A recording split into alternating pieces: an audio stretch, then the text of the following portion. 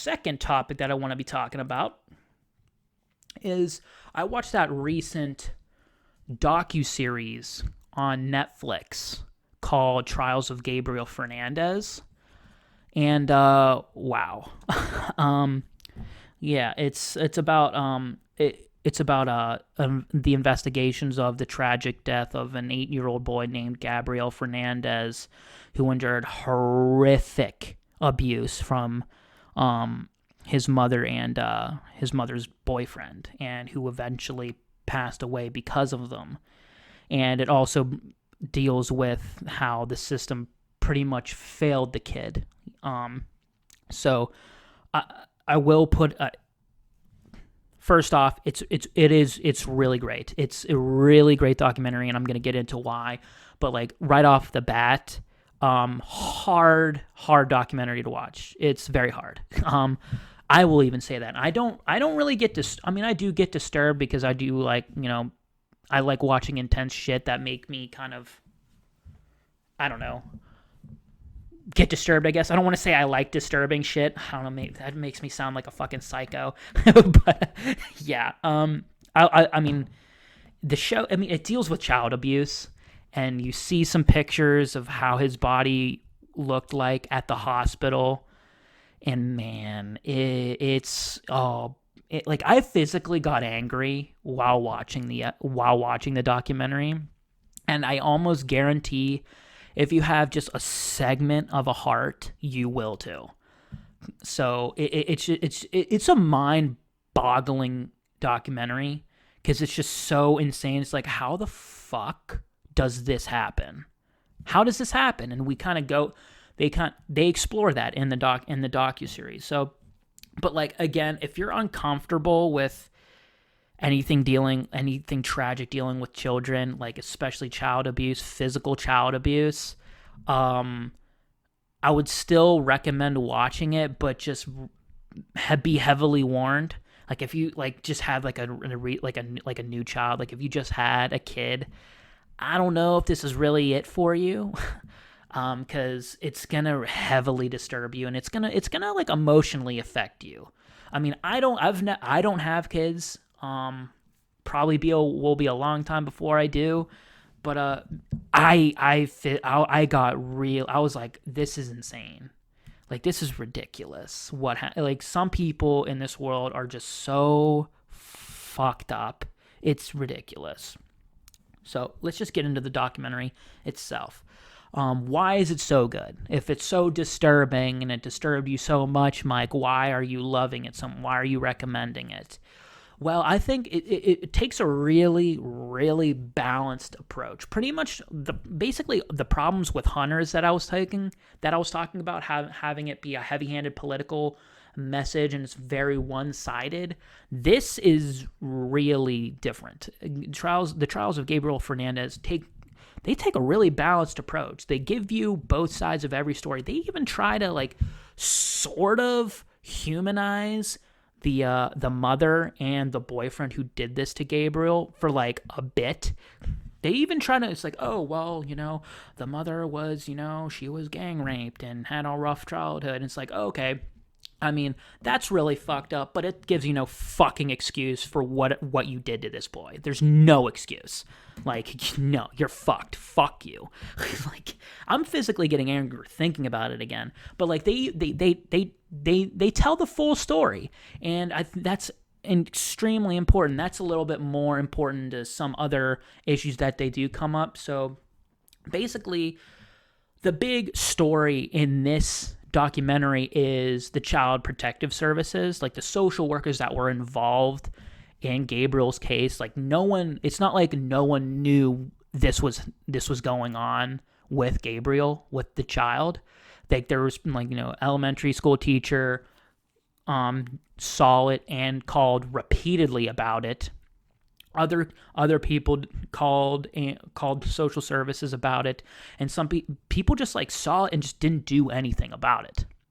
Or they decided, that they believed the mother. It's like, oh, the kid, fell off of his dirt bike or his bike, or he ran into the cabinet or bullshit or some shit, and then and there's fucking burn marks on his face, and there's fucking patches of hair that are gone, and it's like scabs on his head, and it's so fucked up. And it's like, how the fuck can you, like, this is fucking weird. Like, this is like, there's no way this could happen. And it's just negligence, and it goes over that, and it does kind of villainize the social workers, but it also kind of gives them a proper, side to the story, where it's just like, well, these social workers have like up to 30 cases, like 30 kids to look into and to investigate, and they're pretty much like detectives. They have to do detective work, but also, they're dealing with children and domestic violence, which is pretty awful. And there's a lot of conflicting emotions behind that, because none of these social workers want to take the kids away from the families. Like, no one wants to do that. And statistics prove that it's actually statistically not good for the child to be taken away from the parent. The statistics say, they bring up in the documentary, like, children who are taken away from their parents statistically don't fare off as well as kids who stick with their parents, even if they are, subject to minor abuse. But I mean, obviously not in this case, when Gabriel Fernandez, the 8-year-old child, was like subjugated to actual torture and high child abuse, and he was, high risk for it. So yeah, he would have been a case where they would have had to take him away from the mother. God, oh Jesus. But yeah, again, they should kind of vilify these guys, because I mean, again, they're definitely they're obviously not solely responsible for Gabriel's death. They're not. That falls on the boyfriend and the mother. But they hold some of the responsibility, because they stood by and they did nothing about it. Even if they were overworked, even if, they don't want to take the children away, even if they were lied to repeatedly by the mother. But I mean, again, it's also your job to protect the kids, and you failed at that job. So, yeah. But I mean, it's a documentary where, like, after you watch it, it's definitely, it promotes discussion. It's not just like, it deals with even like, yes, it's bad to, torture 8-year-old children, obviously, and that's horrible, and it goes over that, how horrible it is. But the more moral discussions of it kind of deal with just like the system, and should these social workers be prosecuted for this? I mean, yes, they definitely should lose their jobs, but I mean, should they go to jail over it? That's kind of that's an interesting discussion to have, because they were very negligent, and the warning signs were there. People called about them. There was physical evidence of abuse right in front of you. Yeah, you probably definitely should lose your jobs, but should they go to jail over it? There was some complications with the boyfriend's trial, because he was being tried for like the capital punishment or the death penalty, and there's some like different wording in the laws where like premeditation had to be there, and it's a certain discussion of they did call the police and they called the ambulance. So did they have intentions of killing Gabriel? I mean, my opinion is, you don't keep a fucking 8-year-old child in a cabinet and repeatedly beat him and torture him and feed him cat litter if you weren't planning on inevitably killing the child. So yeah, probably, should get the death penalty. But I mean, again, also, it's like, fucking let him rot in prison. Maybe the death penalty is too merciful for this fucking piece of shit, because yeah. And they also, again, it's very weird, because they also bring people in, past employers of the boyfriend, who say he was like pretty much like a lovable bear, like a lovable dude who's a great worker and stuff like that. And it's like, this is weird. Like, this is crazy. Like, he fucking beat and tortured an 8-year-old boy, though. Like, this is fucked. And they also, like, bring up a really cool point in the documentary about, like, they using statistical analysis for social services and maybe, like, putting in characteristics of the child, their domestic situation, where they live, and all that stuff. And, like, and it, like, spits out how, like, their risk of abuse, like, a probability. And they're, like, again, you have to praise the filmmaker. What was it? Brian Knappenberger? I'm sorry if I'm mispronouncing that, but again, the interviewer, when he, like, would interview these people, like, kind of who want to push this, analytical side of social work, like, forward, and, like, answers, like, he asked a perfect question, because I was thinking of it, like, right off the bat, and just like, well, I mean, if you're dealing with statistical analysis, like, that's probably going to discriminate against minority communities.